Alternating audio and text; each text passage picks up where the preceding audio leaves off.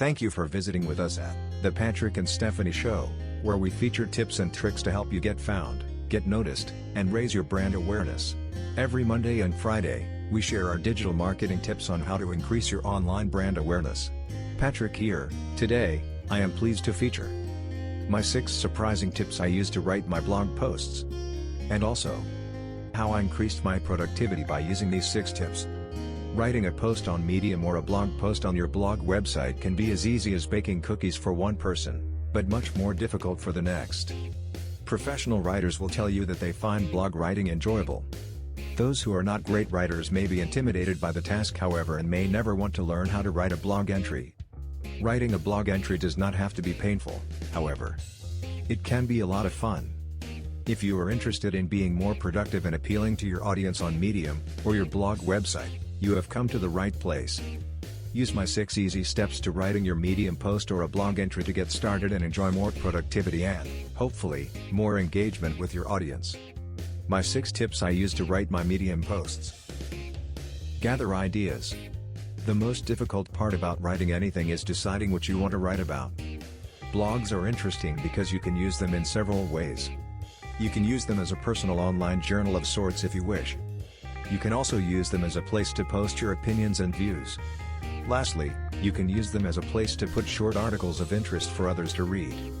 If you are choosing to use your blog as a journal, you might not need much planning. You will probably simply want to begin writing and see where it takes you. If you want to use the blog for your opinions or for articles, however, you will need to gather ideas. Create a list of topic ideas that interest you. Use them to determine what your topic will be.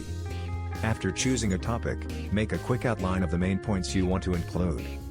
This step may seem tedious, but it will make the other steps go much more quickly, so be sure not to skip it. I typically will Google Evergreen for evergreen articles, ones that do not go out of date. I also visit the Quora website to see what questions people are asking. You can get lots of ideas on what to write about by doing these 2 things. Choose a tone. After you have chosen your topic and created your short outline, you will need to choose your tone. The most successful Medium posts and blogs are written in a casual tone, which is a welcoming idea to most non-professional writers. Don't worry about grammatical rules. Simply choose a tone that is like the one you would use when speaking with your spouse or a great friend. The tone should be friendly and stress-free. For full disclosure, however, I'd use Grammarly. I am a terrible typist, so I really appreciate Grammarly's help in correcting my many typos. Don't even ask. Write your Medium post or blog. When you sit down to write your Medium post or blog, remember the tone you chose for your piece. Keeping the tone in mind, put your topic idea and outline in front of you and begin writing. You should keep your blog posts pretty short. They should contain your main point within the first sentence or 2. Don't ramble on and on, or you will risk losing your reader somewhere in the middle. You can strive to keep your posts between 300 and 700 words altogether. This may sound like a lot, but once you start writing, you will see that it will not take a lot of time to get to this point. Don't forget to write in a casual tone. Write exactly like you would speak. Avoid large words that some people may stumble over. Create interesting, yet simple posts for everyone to enjoy. I think the sweet spot for Medium posts is about 4 to 7 minutes in reading time. I especially love to write short-form articles.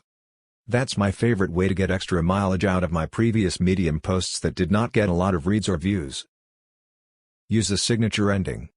A signature ending is important for any blogger. You can choose to end each post with a specific quote or phrase. You can add your name to the bottom with a special symbol nearby. It really does not matter how you choose to end your post. Be sure to choose a signature ending, however. A signature ending is a great way for regular readers to see that your post is ending. It can be a comforting sight for many readers as well and make your blog seem more personal. Edit your work. After all of the writing is said and done, you should always edit your work. Always, no exceptions. Editing is not always a fun thing to do, but if you want your blog to be taken seriously, you should go back over your work. Look for misspelled words and other common mistakes. Although you are not worrying about grammar, you should not misspell words. When you are certain your text is mistake-free, you can move on to the last step. Submit your update. The final step to creating a blog post is to submit it to your blog. There is a spot where you can paste your text and click on the Submit button. The software should do the rest. After submitting, visit your blog as a reader and check out your new update. Let me know how you like my podcast on my 6 surprising tips I use to write my blog posts. Please share your sentiments in the comments section.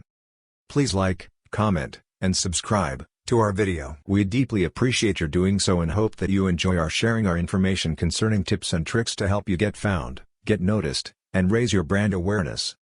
Stephanie and Patrick signing off until next time.